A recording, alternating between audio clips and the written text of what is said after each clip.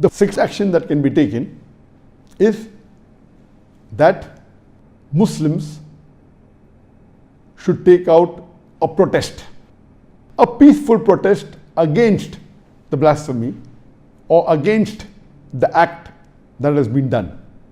But we should make it a point that the protests should be peaceful. We should not use any violence. We should not damage any property. We should not do vandalization. It should be a peaceful protest, and larger the numbers, the better it is. And we know that there were large numbers in protests have taken place in the past, in various acts of blasphemy done in the past, whether it be Salman Rushdie, whether it be Danish cartoons, and now also, just a few days back, mashallah, people did take out large processions in countries like Bangladesh. There were more than 40,000 people. Larger the procession, the better it is.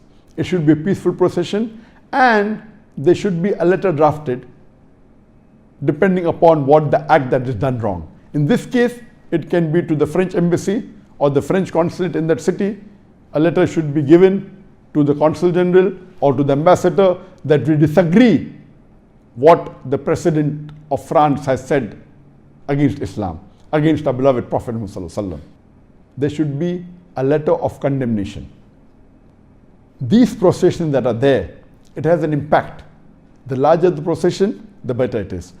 And whenever such processions are called for, we Muslims should take part, but see to it that it is a peaceful protest.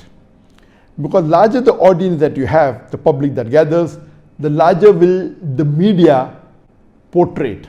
It will have a better impact on the people.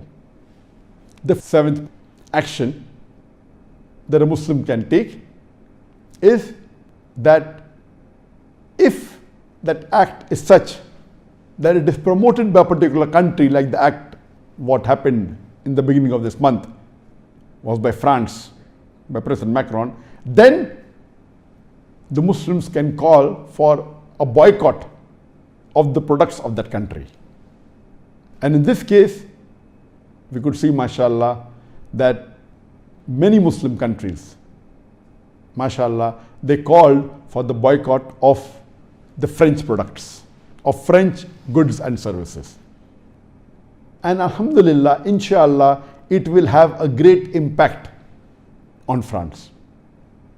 And in this campaign that I did on my Facebook, I made 5 posts last Wednesday, about 3 days ago, mentioning that we should boycott the products of France and the services.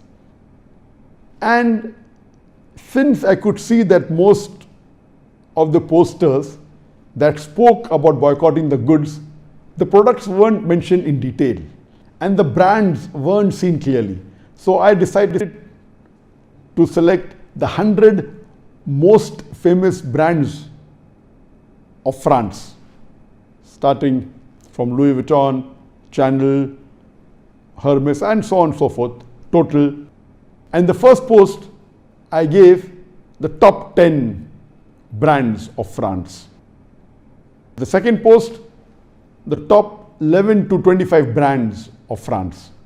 The third post, the top 26 to 50 brands from France. And the fourth post, the top 51 to 75 brands of France.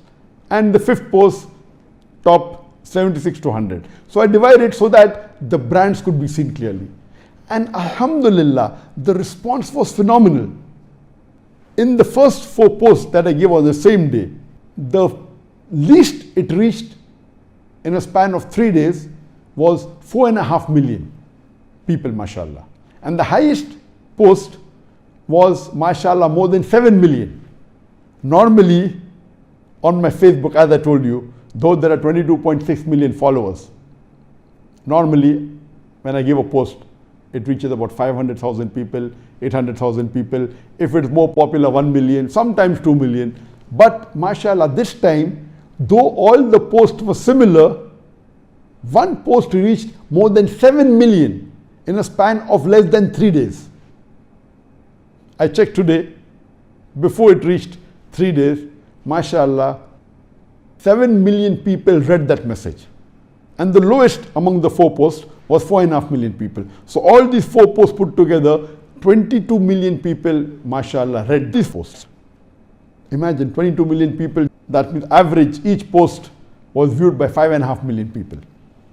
As I said, that when a campaign is done, we should see to it that we don't leave all our activities. I decided to do this campaign on my Facebook for 5 days only, because I'm involved in other dawah activities. We should not stop all other activities, and all of us are concentrating on this for months together. Yes, we have to take out some time, maybe 5 days, 6 days, 1 week, and then continue with activities. And there should be others who carry forward, which I will discuss later in my 14th point. So banning the products has a great impact.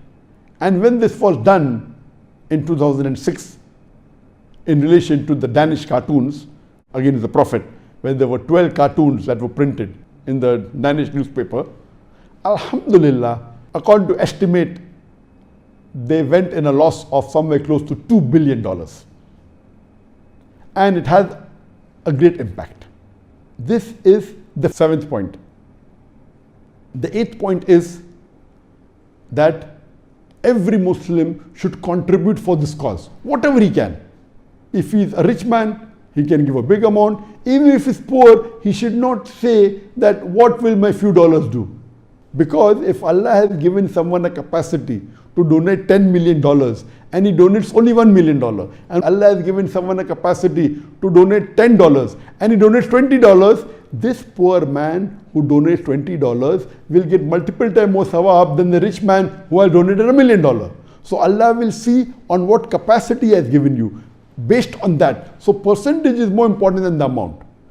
If Allah has given you a capacity to spread the message to 1 million people, and you spread it only to 500,000 people, Allah has given you a capacity to spread to 100 people, and you spread to 200 people, your sawab will be much more than the other person. So whatever you can contribute for the full cause, whether to have protests or whether to have programs, whether to put on the billboard, give it to organizations involved in this, or donate for the cause, whatever you can, at least there is a sense of belonging that you are giving your hard-earned money for this cause to the best of your ability. I am putting the points in the order that a common man can do, and then going to those points which is difficult for everyone to do. So as far as the first 8 points are concerned, almost all the Muslims can get involved. Number 1, condemning and agree the act is wrong. Number 2, using the social media to spread it as much as they can. Number 3, you can distribute booklets or pamphlets on the life of Prophet Muhammad. Number 4, pointing out this issue to the important people who they think are public opinion makers.